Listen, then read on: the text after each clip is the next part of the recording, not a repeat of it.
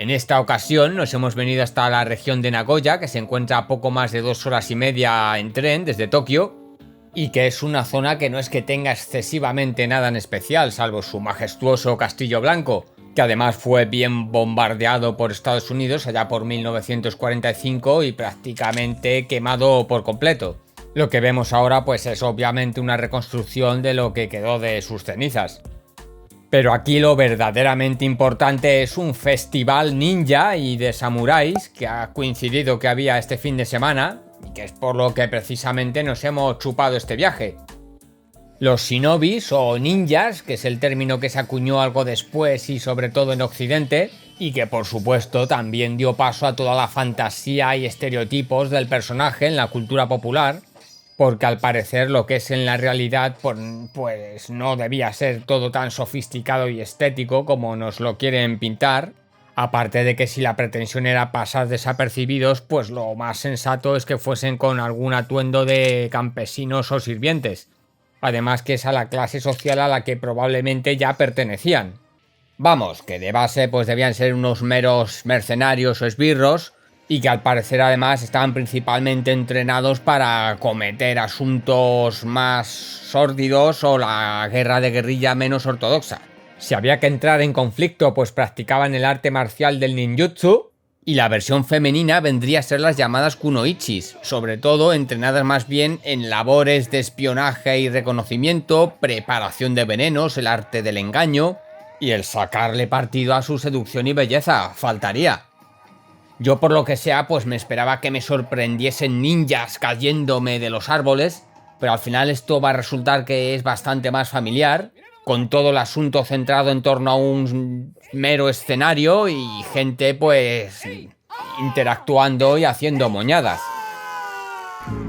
Al menos podías ir probando bebidas espirituosas para sobrellevar al disgusto y además te iban sellando este panfletito por cada stand para acabar consiguiendo unos maravillosos palillos chinos. O sea, vamos a ver que aquí el que no se lo pasa bomba es claramente porque no quiere.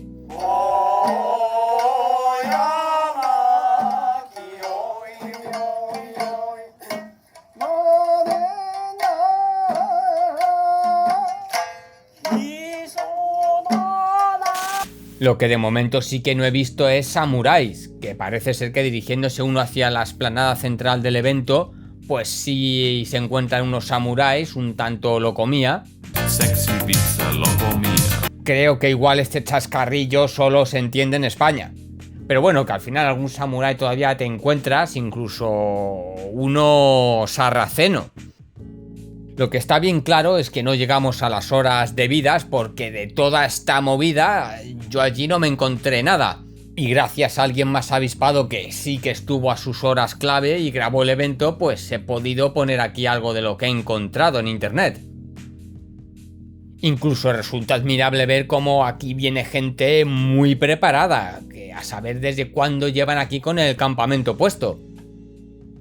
Al final, pues a pesar de lo family friendly, por esta zona todo tenía un ambiente mucho más lúdico y con bastantes puestecillos con los que interactuar.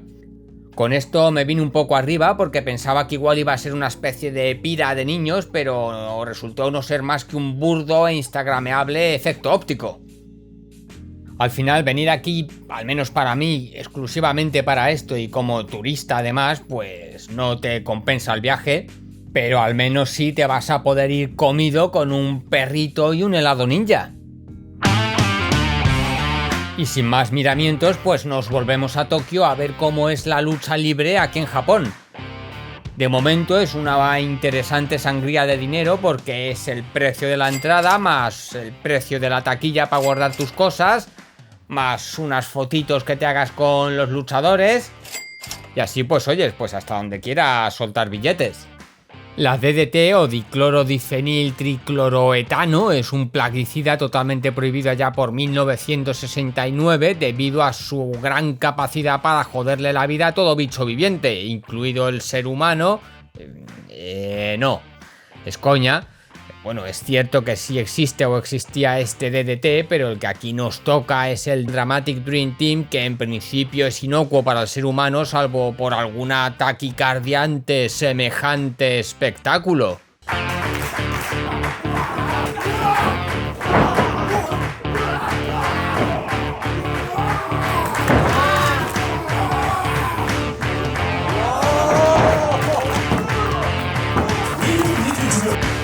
El puroresu es el término para designar la lucha libre en Japón, muy similar a la norteamericana o mexicana, pero con sus peculiaridades como una mayor cercanía a las artes marciales y sobre todo las peculiaridades de su audiencia.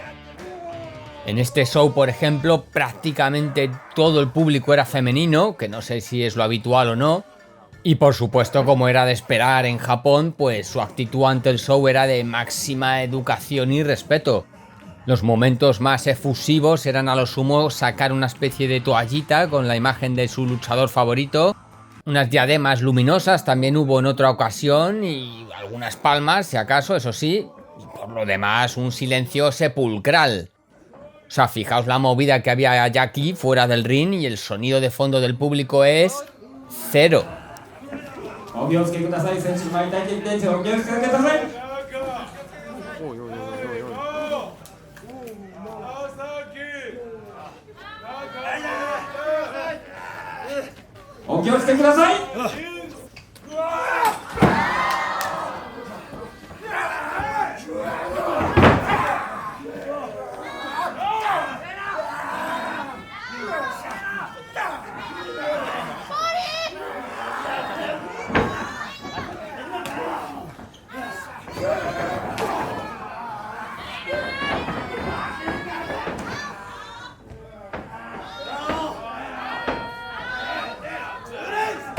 Al final, pues esto no deja de ser otra bonita muestra de la contención y rigidez de la sociedad japonesa, que normalmente si te da por encontrártelos un poquito más sueltos es más bien por las zonas de Shibuya y Kabukicho y sobre todo gracias a la fermentación del arroz o la cebada.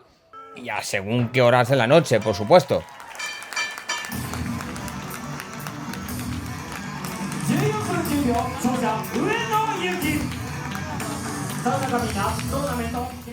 Los principales luchadores que se dieron de hostiejas en esta velada fueron Chris Brooks, Daisuke Sasaki, MG Paul, Tetsuya Endo, Yukoi Naya, Mao Ueno. Estos dos últimos creo que eran de los más favoritos, por lo guaperas principalmente, quiero suponer. Y es que incluso en todo este universo de la DDT tienen como luchadores a un... yo qué sé, o directamente a un muñeco de trapo.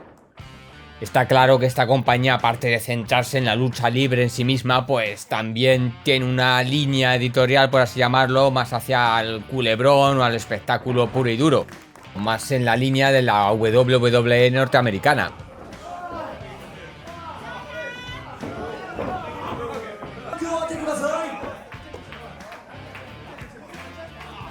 De todas formas, para quien le interese mínimamente el tema, dejaré un vídeo sobre cómo funciona y cómo es la lucha libre en España, que hice anteriormente, en donde ya se puede ver que la cosa tiene cero cortapisas y está totalmente elevada a su máxima potencia.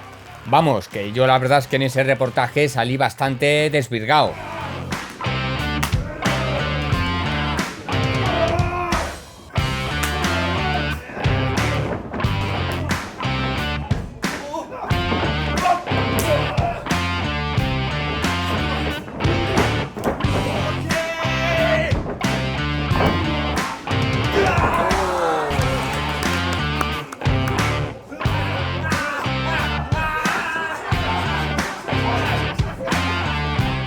Claro, aquí al estar todo en japonés, pues no es que te enterases mucho de todos los sainetes y entremeses. Pero vamos, que aquí había trama para seguir, eso estaba claro. Y se atrevían incluso con los clásicos sketches de temática gay, con sus besitos en la boca y demás parafernalia. Y aunque yo no pillé muy bien la línea argumental de toda esta trama, me da que iba por el tema de que a base de morreos en la boca, pues les arrebataba todo su poder de virilidad o algo símil.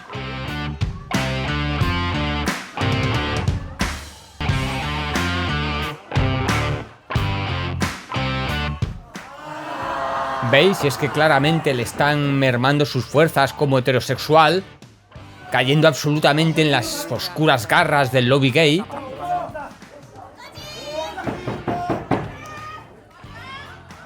Ahí ya se ha visto derrotado, pero quizás se alza en un suspiro aún de esperanza, como heterocurioso, quizás no más. Y así resurgir aún más empoderado y gallardo para poder vencer desde sus mismas armas a esa contranatura. Y quiero dejar claro, por supuesto, que todo esto es una libre interpretación mía de esta bonita historia que nos han querido aquí expresar. Y es interesante ver cómo incluso a día de hoy en la sociedad japonesa es difícil ver actitudes afectivas de este tipo en espacios públicos, salvo que sea si acaso para la mofa. Yo obviamente jamás me he encontrado a dos personas de la mano por la calle, aún menos besándose, y es que hablo incluso de heterosexuales, vamos.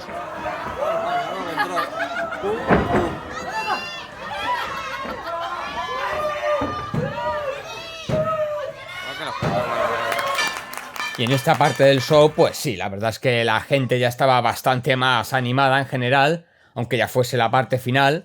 Y como me digo yo siempre, pues que aunque esto quizás igual de primeras pues te interese un carajo, pues al menos una vez en la vida pues sí compensa venir a uno de estos espectáculos, y más sobre todo en un país tan en las antípodas de tu cultura como puede ser Japón.